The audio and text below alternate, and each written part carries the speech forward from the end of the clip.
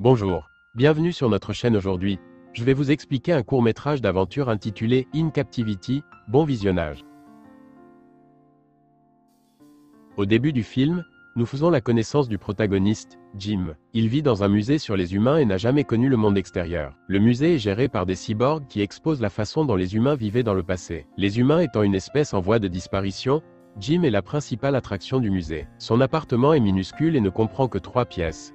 Une chambre, une salle de bain et un salon. Il y a un escalier pour reproduire l'habitat humain naturel, mais les marches ne mènent nulle part. Comme les fausses fenêtres et les fausses portes, la plupart des objets de la maison sont des accessoires, à l'exception de la télévision que Jim aime regarder tous les jours. Dans la scène d'ouverture, Jim regarde une émission de télévision dont il connaît tous les mots. Pour lui, le scénario du film correspond à la façon dont les humains interagissent dans la vie réelle. Les cyborgs lui font délibérément regarder des émissions spécifiques pour qu'il apprenne comment les hommes sont censés se comporter avec les femmes. Jim dévore également un paquet de céréales à l'intérieur duquel il trouve un jouet rare. Sans se soucier du désordre qu'il provoque, il court tout excité vers l'étagère qu'il utilise pour présenter ses prix en céréales. Il place celui qu'il a trouvé sur le dessus et l'observe avec fascination. Il est clair que les céréales sont son repas quotidien et qu'il adore collectionner les prix. Les collectionner et regarder la télévision sont ses seuls passe-temps. Chaque jour, un guide du musée cyborg emmène un groupe de touristes cyborgs pour leur faire visiter le musée. Il commence par visiter la zone des dispositifs humains quotidiens où sont exposés des grille-pains, des cônes de signalisation, des trains miniatures, des lampes à lave et d'autres objets de la vie courante. Mais bien sûr, le centre d'attention du musée est Jim. Les touristes l'observent à travers une vitre de son appartement. Le guide le présente comme le seul humain élevé en captivité. Les historiens du cyborg ont essayé de reproduire l'habitat dans lequel vivaient les humains pour créer l'appartement de Jim. Lorsque les touristes observent Jim dans sa maison, il leur fait un signe de la main. Il ne se plaint pas de l'intrusion des étrangers dans sa vie privée, car il ne se rend pas compte qu'il est en captivité. Jim a toujours pensé que sa vie était censée se dérouler ainsi. Les touristes observent et examinent ses comportements et ses habitudes comme s'il était le sujet de leur expérience. Alors qu'ils s'apprêtent à partir, une annonce les encourage à revenir au musée pour observer une nouvelle venue, une femelle humaine. Jim est très excité par cette annonce, car il n'a vu des filles humaines qu'à la télévision. Il est prêt à rencontrer la fille de ses rêves, comme il l'a toujours imaginé en regardant des émissions de télévision. Le lendemain est un jour joyeux pour Jim. Il se lève tôt, se brosse les dents et prend une longue douche. Il s'asperge également de beaucoup de déodorant et s'habille d'un beau costume pour accueillir sa nouvelle amie. Alors qu'il attend nerveusement, une belle fille nommée Kaz entre dans l'appartement. Avant qu'elle ne dise quoi que ce soit, Jim récite un dialogue de son film préféré, pensant que c'est la meilleure façon de l'accueillir. Mais Kaz panique et se met à courir dans toute la maison à la recherche d'un moyen de s'échapper. Comme elle a été capturée du monde extérieur, elle sait qu'elle est retenue en captivité. Cependant, les portes et les fenêtres de l'appartement de Jim sont toutes fausses pour faire croire qu'il s'agit d'une vraie maison, de sorte qu'elle ne peut pas s'enfuir. Elle ne peut donc pas s'enfuir.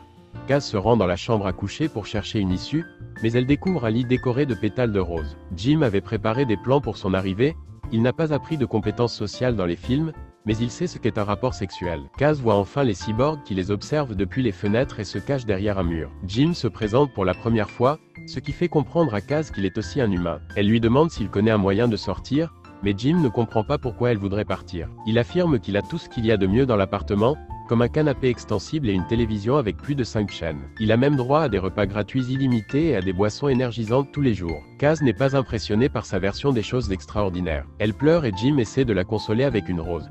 À l'heure du dîner, Jim et Kaz se mettent à table. Jim fait chauffer un repas artificiel pour elle dans un four et commence à manger. Mais Kaz est dégoûtée par l'odeur de la nourriture. Voyant que Jim se régale, elle lui demande s'il est déjà sorti. Comme il ne répond pas, elle lui demande de sentir la nourriture, mais Jim ne comprend toujours pas ce qu'elle essaie de lui prouver. Kaz maudit les cyborgs qui les observent toujours comme des bactéries au microscope. Elle se retourne vers Jim et lui explique que rien de tout cela n'est réel. Les aliments n'ont pas le goût qu'ils sont censés avoir, les escaliers ne mènent nulle part et la porte d'entrée ne s'ouvre pas de plus de 10 cm. Jim écoute ses plaintes en souriant et ne dit rien. Lorsqu'elle lui demande pourquoi le faux appartement ne le dérange pas, il bâille et dit qu'il va dormir. Il demande avec enthousiasme à Kaz de le rejoindre dans le lit si elle le souhaite. Kaz s'éloigne de lui, demandant pourquoi elle irait au lit avec lui. Jim suggère alors qu'il se reproduise, ce qui fiche Kaz sous le choc. Elle déclare qu'elle ne se reproduira jamais avec lui et l'envoie dans sa chambre. Jim jette avec colère tous les pétales de rose de son lit et s'endort tandis que les cyborgs à l'extérieur le surveillent toujours. Kaz dort sur le canapé à l'extérieur. À minuit, Jim sort une couverture et la met sur Kaz. Il va également chercher son meilleur prix en céréales et le garde à côté d'elle pour lui tenir compagnie. Kaz se réveille un peu plus tard et voit le jouet à côté d'elle.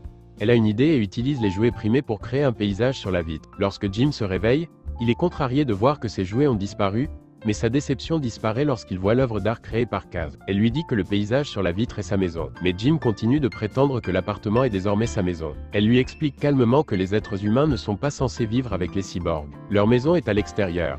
Le lendemain, au petit déjeuner, Jim se cache des cyborgs en utilisant une plante. Il dit ensuite secrètement à Kaz qu'il existe un moyen de sortir de l'appartement. Tous les 2 ou 3 jours, un préposé muni d'un chariot passe par la porte principale. Kaz peut se cacher dans le chariot à son insu et sortir. Mais comme le chariot ne peut contenir qu'une seule personne, Jim restera coincé dans le musée. Kaz lui dit avec inquiétude qu'il n'a rien à faire ici, mais Jim affirme qu'il est heureux et satisfait. Il lui demande de ne pas s'inquiéter pour lui et de rentrer chez elle en toute sécurité. La nuit, un cyborg arrive avec un chariot pour remplir le réfrigérateur. Kaz monte prudemment dans le chariot et est emmené à l'extérieur sans que personne ne s'en aperçoive. Le lendemain, le cyborg superviseur demande à Jim s'il sait où se trouve la femme humaine, mais Jim répond par la négative. Lors de la visite suivante du musée, le guide présente un groupe de cyborgs à Jim. Cependant, lorsque le canapé se déplace, ils s'aperçoivent que Jim y a attaché un cyborg et qu'il s'est échappé. Dans la dernière scène, on voit Jim marcher vers une fille dans un champ qui ressemble exactement au paysage que Kaz avait dépeint dans son art. La captivité de Jim ressemble étrangement à la façon dont sont traités les animaux dans les zoos, les cirques et les aquariums. Le film permet aux humains de comprendre ce qu'ils ressentent lorsqu'ils vivent loin des leurs dans un environnement de fausse perfection. Bien que de nombreux spectateurs critiquent la fin abrupte du film, le concept unique du film et le message qu'il véhicule font que le film, En captivité, en vaut la peine. Abonnez-vous pour plus de vidéos comme celle-ci, activez la notification et laissez un like pour aider la chaîne. Merci d'avoir regardé.